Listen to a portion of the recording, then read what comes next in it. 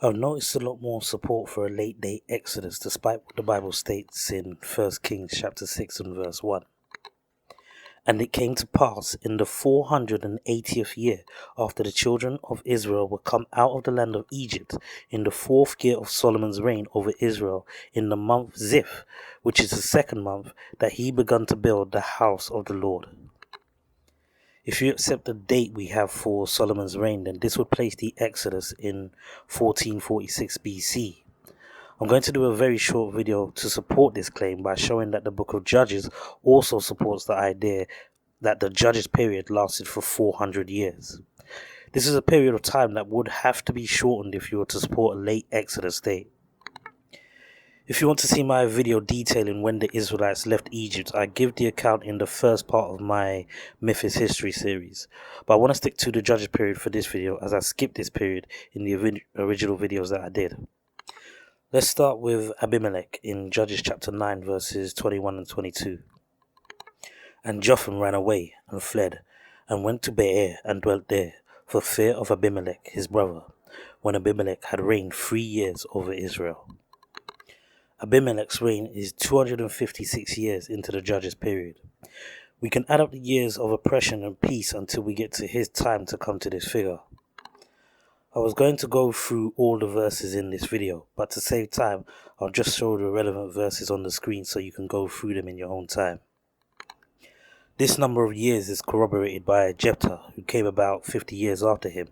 I'll read chapter 11 and verse 26. While Israel dwelt in Heshbon and her towns, and in Aroer and her towns, and in all the cities that be along the coast of Arnon, 300 years, why therefore did you not recover them within that time? So he lets the Ammonites know that they have done nothing about Israel's presence in Canaan in 300 years. Knowing this alone would be a problem for those that believe in a late date for the Exodus. This would push Abimelech and Jephthah into the 10th century BC, which is when David and Solomon were ruling. The Judges period would have to have a significant overlap with the early monarchy period. The reason why I want to focus on Abimelech though is because of the archaeological evidence we have to support his account in Judges chapter 9 verses 45 to 49. And Abimelech fought against the city all that day, and he took the city, and slew the people that was therein, and beat down the city, and sold it with salt. And when all the men of the tower of Shechem heard that, they entered into a hold of the house of the god Berith. And it was told Abimelech that all the men of the tower of Shechem were gathered together. And Abimelech gat him up to Mount Zalmon, he and all the people that were with him. And Abimelech took an axe in his hand, and cut down a bow from the trees, and took it, and laid it on his shoulder, and said unto the people that were with him, What ye have seen me do, make haste, and do as I have done. And all the people likewise cut down every man his bow, and followed Abimelech, and put them to the hold, and set the hold on fire upon them, so that all the men of the tower of Shechem died also, about 1,000 men and women. This temple that was burnt was the temple of Baal Berith at Shechem. Understanding of when this temple was burnt would let us know that we left Egypt about 300 years prior, due to being in the wilderness for 40 years. In 1913, Ernst Selim began excavations at Tel Balatah and identified the building with 2 towers as the temple of Baal Berith, or the Tower of Shechem, as we read in Judges chapter 9 verse 46. Scholars at this time disagreed with him, as this was a Bronze Age building, and they expected to find evidence for Joshua in the Iron Age 1 period. Further excavations by George Ernest Wright in 1956 determined that the temple was constructed in the Middle Bronze Age 2B era, and that it continued into the Late Bronze 1 when it was destroyed by fire. This helps the argument for Abimelech even more.